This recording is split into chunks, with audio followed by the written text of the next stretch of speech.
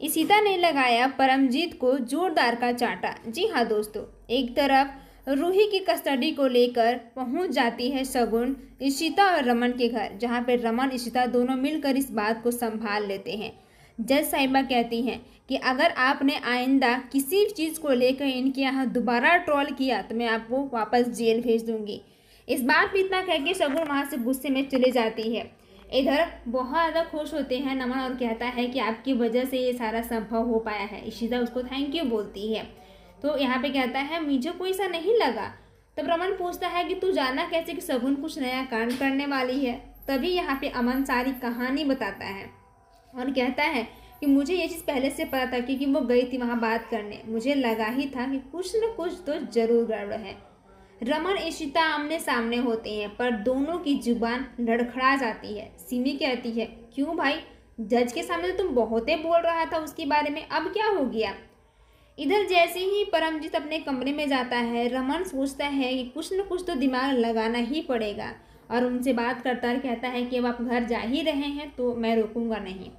इधर रमन की माँ बोलती है कि तू कैसा है रे, तू कम से कम अपने बहन को तो घर ऐसे क्यों भेज रहा है। तो भी रमन कहता है कि उनका घर है, अगर वो जाना चाहें तो जा सकते हैं। तभी सिमी कहती है अब मैं भाई पर बोझ बन गई हूँ ना माँ, तो अब तो मुझे इस घर से जाना ही होगा, कोई ऑप्शन तो है भी नहीं। इसी चीज़ को लेकर इधर मन में परमजीत कहता है कि मैंने ये क्या बोल दिया, बड़ी मुश्किल से मैंने इशिता को दूर करने की कोशिश किया था, अब ये जज के चक्कर में फिर से इशिता को पॉइंट मिल गया। रमन पहुंच जाता है परमजीत के कमरे में और वहाँ पे जाके जासूसी करते वक्त उसके फ़ोन को एक्सचेंज कर देता है। और रमन कहता है परमजीत से कि अगर लाइफ में कुछ करना हो ना तो बहुत सारी चीज़ों को नकारना पड़ता है और ये चीज़ बात याद रखना। और ये बात इशिता को लेकर मेरी ज़िंदगी में वैसे भी तो उथल पुथल तो मच ही गई है, इसमें तो कोई भी गुंजाइश नहीं है, कुछ न कुछ तो मेरा नहीं होने वाला है। और समझाते हुए कहते हैं अगर आप जा रहे हो तो मैं तो रोकूंगा नहीं, पर मैं इतना कोशिश करूँगा कि आपके जाने से पहले मैं आपके अच्छे से विदा कर पाऊँ। इतना कहकर रमन उस कमरे से निकल जाता है। परमजीत सोचने लगता है कि क्या मैंने ये सुना वो सच है या फिर झूठ। मुझे कुछ अजीब सी फील हो रही है और ये फ़ोन तो चार्ज नहीं हुआ है। तभी इधर रमन निकल जाता है और यहाँ पे उसको फ़ोन करता है सारिका को, क्योंकि उसे पता रहता है कि सारिका ही है। इधर सारिका मन में कहती है कि अब ये मुझसे मिलना क्यों चाहता है, मुझे बहुत डर लग रहा है कि अब इसका मनसा क्या है। इधर इशिता जैसे ही देखती है सारिका रमन को तो वो बहुत डर जाती है और कहती है आप यहाँ पे क्या कर रहे हैं, प्लीज़ आप यहाँ से चले जाइए। जब परमजीत के लेकर बात चलती है तो वो गुस्सा आ जाती है और कहती है मुझे उसके बारे में कोई बात नहीं करनी है। रमन कहता है कि आप बिल्कुल चिंता मत कीजिए, आपको डर लग रहा है इस बात को लेकर ना कि मैं उसे नहीं खेल पाऊँगा, नहीं लड़ पाऊँगा, ये आपकी गलत सोच है। आपकी वजह से ही मेरी इशिता जेल चली गई, क्या ये नाइंसाफ़ी नहीं हुई, एक औरत होकर एक औरत पे इतना गंदा इल्ज़ाम लगाते हुए। रमन उसे दिलासा दिलाता है और कहता है कि आप खामखा टेंशन ले रही हैं, इसका रिस्क मैं लेता हूँ, मैं आपको उस दरिंदे से बाहर निकालूंगा। दूसरी तरफ त्रिशा की शादी को लेकर सब बहुत परेशान है। वहीं इशिता के मन में बहुत तरह का सवाल चल रहा होता है। बाला कहते हैं कि वैसे इशिता बहुत स्ट्रांग है, इतनी जल्दी हार मानने वाली नहीं है, पर इशिता की माँ बहुत टेंशन में है।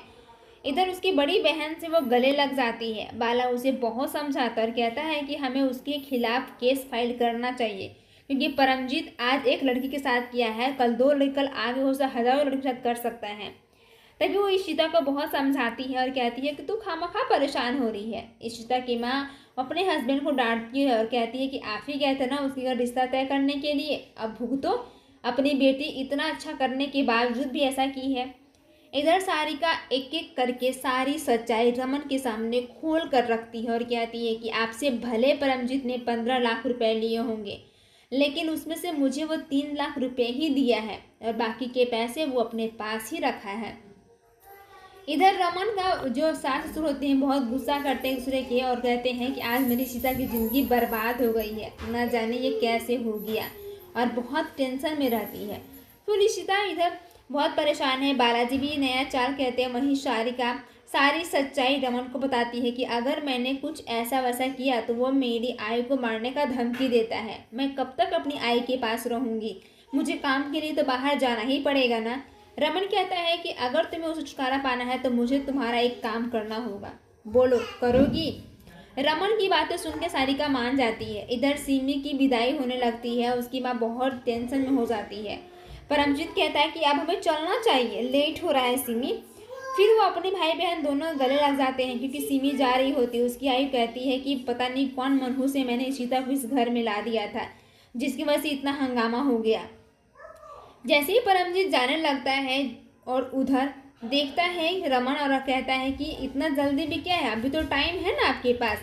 फिर कहता है कि आप फ़ोन यहाँ पे हो सकता है एक्सचेंज, वो फ़ोन मैंने लिया है।